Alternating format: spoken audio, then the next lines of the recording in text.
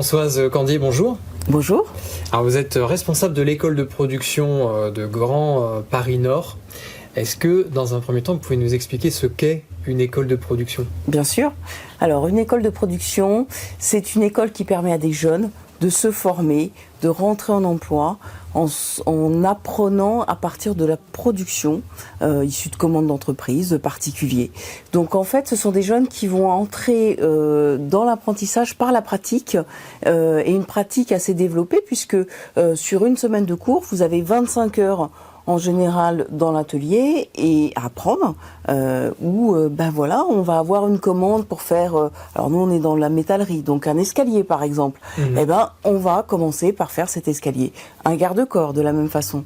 Et ensuite évidemment l'objectif c'est d'avoir un métier, un emploi, mais aussi en passant par le diplôme. Donc les jeunes vont passer leur CAP au bout de 2 ans. Donc vous avez ces 25 heures d'atelier et 10 heures en matière générale. Donc on suit le référentiel du CAP. Donc c'est du français, des maths. C'est plus simple quand on s'applique sur la pratique pour aborder le français et les maths, puisque quand il s'agit de mesurer, la chaise, elle doit avoir, des barreaux de 15 cm, 150 mm, pardon, parce que nous parlons qu'en millimètres, il va falloir comprendre à quoi ce que c'est, que ce sont des millimètres, pas des centimètres. Il va falloir comprendre quel est l'angle exactement pour souder les 2 barreaux. Il va falloir comprendre comment fonctionne la pièce peut-être en 3 dimensions, puisque on la voit de face, mais elle a aussi un côté. Donc les volumes, la volumétrie, et du coup les maths, on va les aborder de façon très pratique. En général, c'est les maths qui font peur. Et puis le français, quand vous vous adressez dans une entreprise, il faut s'adresser aux clients, il faut s'adresser à ses collègues, il faut se faire comprendre. Si on a l'ambition de devenir chef d'équipe, c'est pareil. Donc on s'aperçoit que finalement le français, c'est plutôt sympa et c'est pas si difficile que ça d'argumenter, de se poser et même d'écouter. On apprend aussi à s'écouter, à se parler pendant ces cours de français. Les autres cours sont évidemment, on a un peu d'anglais, d'histoire géo, de physique, du sport, c'est important. Et puis prévention santé environnement, c'est un cours en général que tous les CAP ont. Mais là aussi, dans un atelier, ce qui compte, c'est très très important, c'est la sécurité. Donc on va amener les jeunes à comprendre les règles de sécurité, mais à les intégrer. Et ça, c'est fondamental, puisque dans une école de production, tout de suite, les jeunes sont en situation de produire, donc vont utiliser des machines qui vont être parfois assez dangereuses.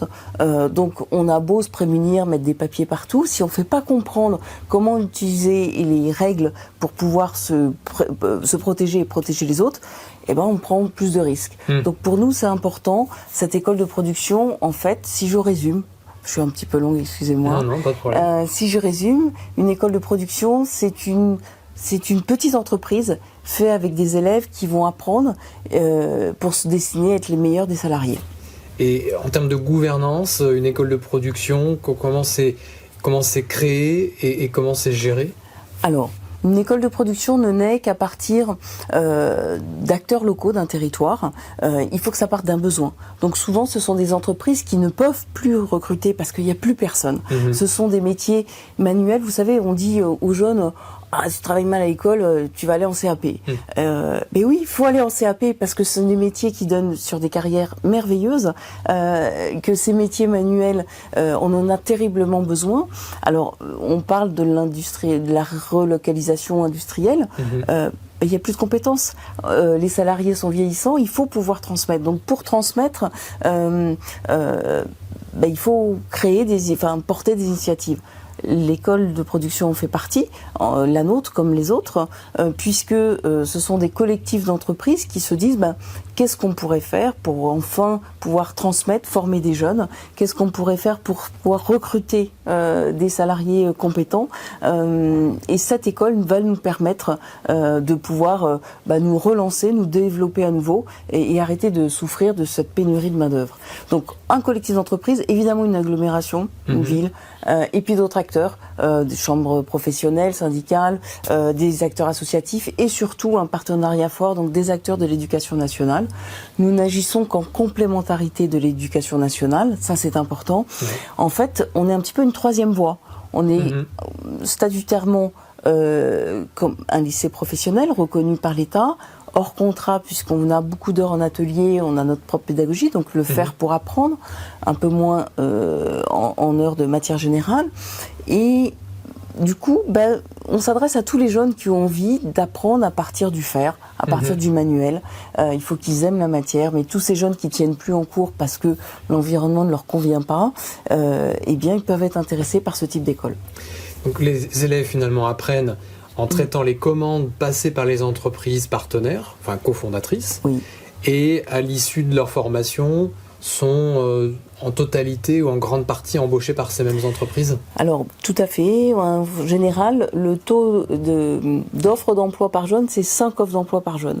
Donc, les jeunes vont pouvoir choisir. Ils vont choisir parmi les entreprises, en général, effectivement, les cofondatrices, parce que ce sont les entreprises qui se donnent le plus. Elles vont pas seulement passer des commandes, elles vont être là aussi auprès des jeunes, passer régulièrement, voir leur progression, les féliciter. C'est important.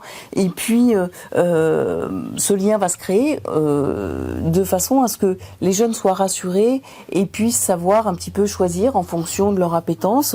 Il y a beaucoup d'environnements. On peut être sur la petite entreprise, la plus grande, sur des tâches plus spécialisées, par exemple la soudure, ou des tâches, des productions plus artisanales et artistiques. Je pense à des sculptures, par exemple, du mobilier urbain aussi. On peut vraiment se lâcher sur toute cette créativité. Et donc, les jeunes, en fonction de ce qu'ils vont aimer, vont pouvoir choisir. Et ça, c'est un vrai luxe, maintenant, de se dire qu'on est attendu et en plus, on va choisir. Voilà. C'est beau. Et dans votre école, aujourd'hui, sont combien d'entreprises cofondatrices et combien d'élèves chaque année? Alors, nous avons 15 entreprises cofondatrices, avec aussi d'autres entreprises qui ont le droit de passer des commandes et qui ne se privent pas, quelques collectivités et aussi des particuliers. Donc, en fait, on a vraiment un bel écosystème et un potentiel autour de cette école. Et puis, nous avons démarré donc en septembre 2021, donc avec une première promotion. Donc ce sont 10 jeunes qui se sont lancés pour cette première année de CAP. Donc l'an prochain, nous espérons ouvrir 2 sessions de première année, donc 2 fois 10 jeunes à peu près. Ce qui veut dire qu'à terme, sous 3 ans, puisqu'on va continuer à l'issue du CAP vers le bac professionnel, ce seront 50 à 60 élèves qui seront dans l'école. Et on peut dire que la moitié des jeunes qui ont un CAP vont vouloir poursuivre en bac et l'autre moitié, statistiquement, c'est ce qui se produit dans les écoles, va souhaiter travailler directement et reprendra peut-être un autre cursus plus tard. Et pour financer une école de production, les commandes passées par les entreprises, ça représente quel pourcentage du financement? Et le reste, est-ce qu'il s'agit de subventions par exemple? Oui, les subventions représentent les 2 tiers, avec un tiers par l'État, un tiers, nous espérons, par la région et éventuellement d'autres collectivités. Et puis un tiers sont financés grâce aux commandes, donc à la production de ces commandes, à la taxe d'apprentissage aussi un petit peu, et puis parfois quelques dons qui nous aident bien. Il faut savoir qu'une scolarité par élève, c'est 15 000 €. C'est le même prix en lycée professionnel. Et donc, effectivement, ça nous permet, hors investissement, on a eu une aide importante d'une fondation pour l'investissement de départ et du plan de relance également, ce qui nous a permis de nous installer. Une fois que l'école est installée, que ce soit la nôtre ou les autres existantes dans le réseau, et bien après, ce sont effectivement chaque année scolaire à assurer avec l'encadrement, le renouvellement de certaines machines, l'équipement des jeunes. En fait, l'école est gratuite pour les jeunes. Et ça, c'est important. Surtout où nous sommes. Je crois que moi là, si mes jeunes, on leur paye pas la restauration du midi, certains ne mangent pas. Donc on va jusque-là. Évidemment, on leur donne leur caisse à outils, les équipements de protection, mais tout est gratuit. Pour les familles, c'est un vrai soulagement aussi.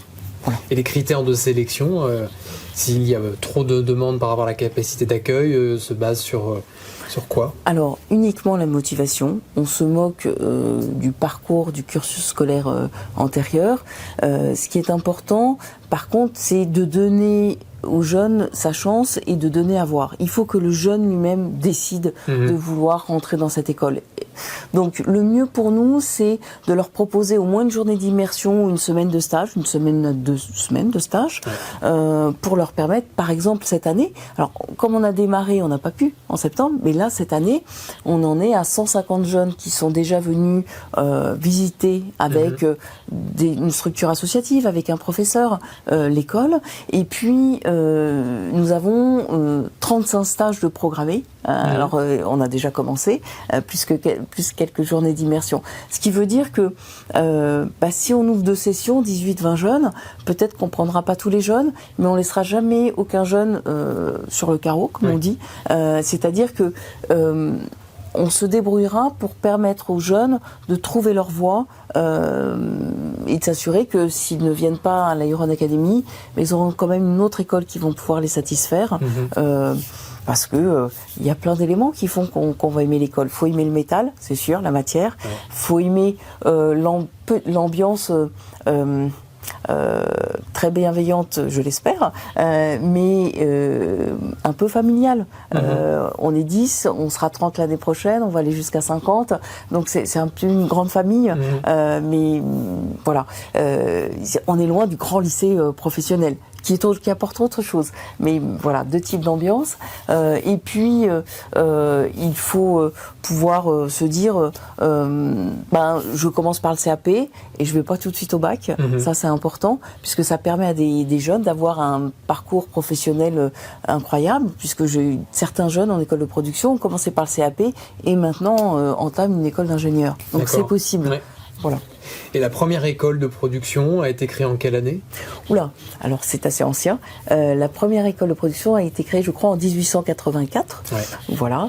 Les écoles se sont particulièrement développées ces dernières années, puisque la fédération des écoles de production, maintenant, nous avons la chance d'être accompagnés par une fédération qui nous permet d'avoir une ligne conductrice forte et nous renforcer entre nous.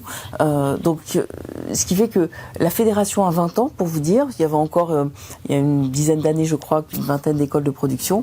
Et maintenant, nous sommes à 45 écoles ouvertes à ce jour. Et un projet d'ouvrir d'ici 5 ans jusqu'à 100 écoles de production. 100 écoles de production.